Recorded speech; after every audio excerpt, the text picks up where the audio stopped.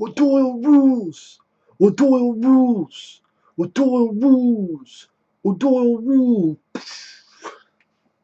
I just think of one of my favorite scenes in this movie is like all these characters who've been torturing, fucking with Adam Sandler throughout the schools, all O'Doyle, and everyone's like, O'Doyle rules! And as they're crashing their car, they're still chanting, O'Doyle rules! But this is Billy Madison from 1995 as I continue my Adam Sandler marathon. Written by Tim Herlihy and Adam Sandler, directed by Tamra Davis. She would go on to direct, I think, Half Baked. I think she directed that film CB4. Could be wrong on that. And real quick, like the special edition, it could be better. I mean, there is a commentary with director Tamra Davis, which is alright. You have a couple minutes of outtakes, and then 25 minutes of deleted scenes, which I can see why they were deleted. But it would have been nice to see on-camera interviews with Adam Sandler or even Bridgette Wilson. Maybe a commentary with Adam Sandler, the cast, the crew. But hey, it is what it is. So it's a special edition that could be a lot better. But the movie, this is when Adam Sandler was really trying to get his foot in the door of being a leading star. I mean, that worked as a fucking disaster in Going Overboard, which is 1989. But this is 1995. He had been in Airheads. He had been in small roles in films like Coneheads. And when this film came out, it did pretty decently for Universal. And then that led to Happy Gilmore, which did even better. Then Bulletproof with Sally did not do well. Should have, in my opinion, because it's underrated. But then you had The Waterboy, you had The Wedding Singer. I think The Wedding Singer, then The Waterboy, Big Daddy, just bigger hit after bigger hit after bigger hit. And then aside from a little hiccups like Little Nicky, most of his films were like $100 million hits. And really one of the most successful comedians, at least box office wise. And in a way, it started with this. Now, it's a fun idea. Billy Madison, he's got everything in his life handed to him. He's a rich kid who spends his days in the pool, waiting for Nudie Magazine Day, getting so drunk that he sees life-size penguins. And his father's played by Darren McGavin, which was cool. Just like, oh, cool, it's Kolchak, the Night Stalker himself, as the father. And I like the idea of he wants respect, and he's like, okay, let me go back to school 1 through 12. Because when he was a kid, his father paid for his teachers off. He's like, no, I want to do this on my own. Every 2 weeks, another grade. If I graduate and complete all, then let me give a chance to help run your company. And he's like, okay. So a guy going back to school and dealing with little kids, and it's a goofy, silly idea, but it's an entertaining idea. A lot of good, funny moments, like when he's playing dodgeball with the little kids, when he's yelling gibberish at the table. Hoojabata! God damn it, Billy, will you get the hell out of here? Shuko, badabada, shuka! I mean, he does it better than me. And he's fucking with our villain, Bradley Whitford. Now, Bradley Whitford is interesting comparing this to later on, he was in Get Out. He was the father of the girlfriend of the lead character, who the lead character meets. And such a different look and a different kind of villain compared to this.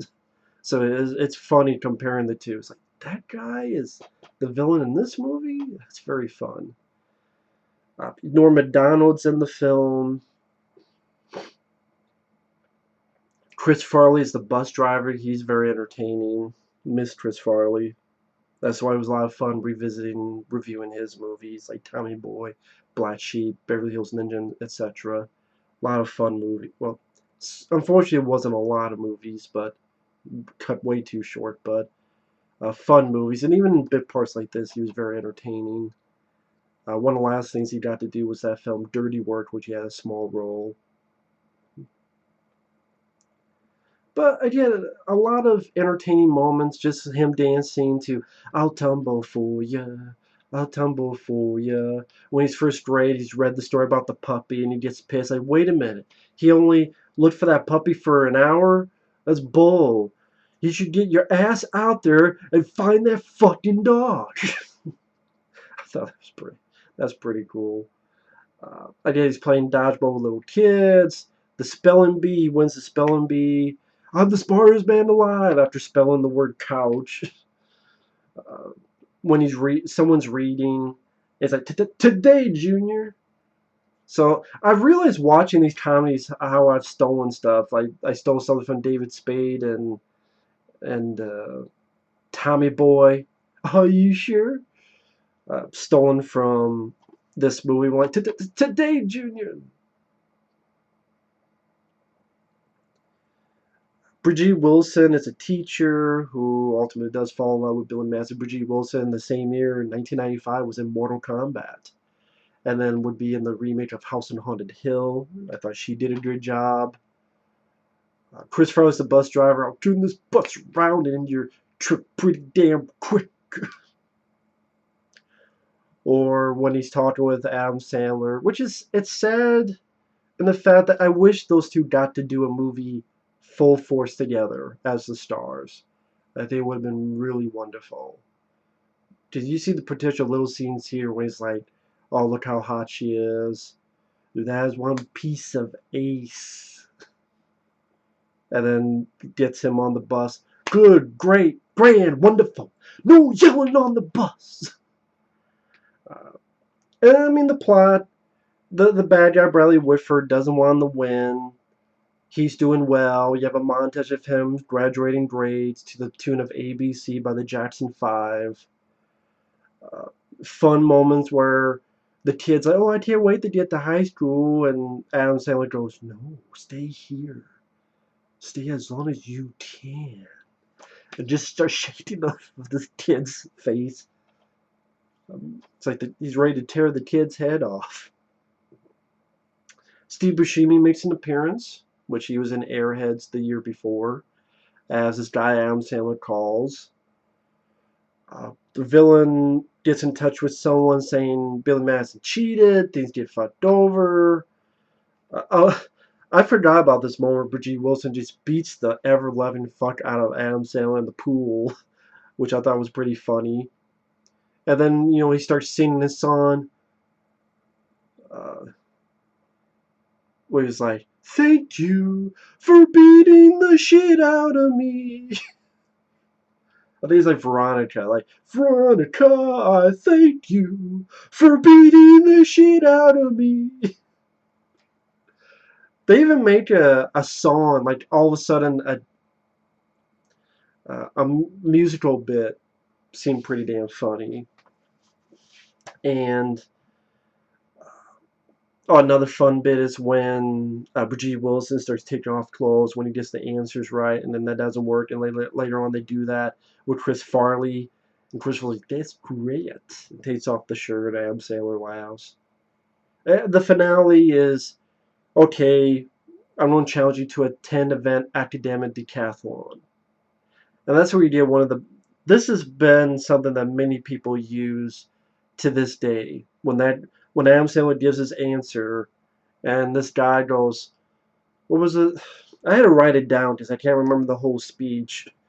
But it's like, Mr. Madison, what you just said is one of the most insanely idiotic things I've ever heard. At no point in your rambling, incoherent response were you even close to anything that could be considered rational thought. Everyone in this room is now dumber for having listened to it. I award you no points, and may God have mercy on your soul. Like that guy, I wonder if that guy realizes just how popular that speech he made has become. How many times I've seen videos, I've lost count, where they put that speech in when something's so fucking stupid. Someone says something so fucking dumb, and then that speech appears, like that scene appears. Again, I don't know who that actor is, but like how that has become a thing. And it's a great speech. And Adam Sandler was like, you know what, a simple no could have been fine. But things work out, and he decides to go to college. And do all the jokes work? No. The joke of him and his buddies like Norm Macdonald setting a bag of poop on fire for a guy to burn, to tap out the burning bag. Did that joke work? Nah, not really. Josh Mostel, his character, who's a principal, who hits on Happy Gilmore. I'm getting ahead of myself. Who hits on Billy in class, makes him a Valentine note, and that that's a little bit more creepy than funny. I don't know. I guess he's a grown man, so I guess maybe it's not that creepy. Yeah. It just I didn't think it was that funny.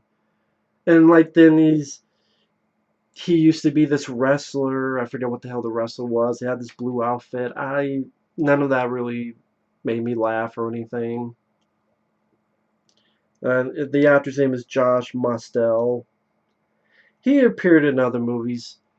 I think he actually appeared in Big Daddy as a guy who worked for Child Services. I think he was also in City Slickers as well. And I don't mind the actor, but the character I didn't care for. The principal could have been taken out. But there's not much that I disliked about the film. I mean, the big penguin thing is silly, but it's so silly that made me go, oh, okay, this is, I guess, kind of funny. It's just weird. But maybe some people got annoyed with his early shenanigans when he's talking about the shampoo and he's like, stop looking at me, swan. Yeah, that type of thing. And they could probably deal with him more when he just talked it normally, as opposed to that high pitched stuff. But a lot of funny jokes, like I mentioned, the O'Doyle rules, the speech about being an idiot, may God have mercy on your soul, the you know bus driver bit with Chris Farley, um, him playing dodgeball with little kids. That stuff makes it pretty damn entertaining enough and funny enough that you can see why people really uh, thought of this film to this day. I mean, people still to this day I like Billy Madison and Happy Gilmore.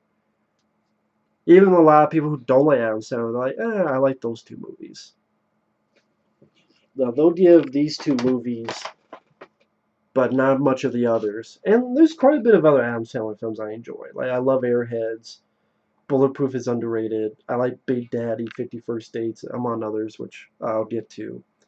But Billy Madison, would like to see more special features.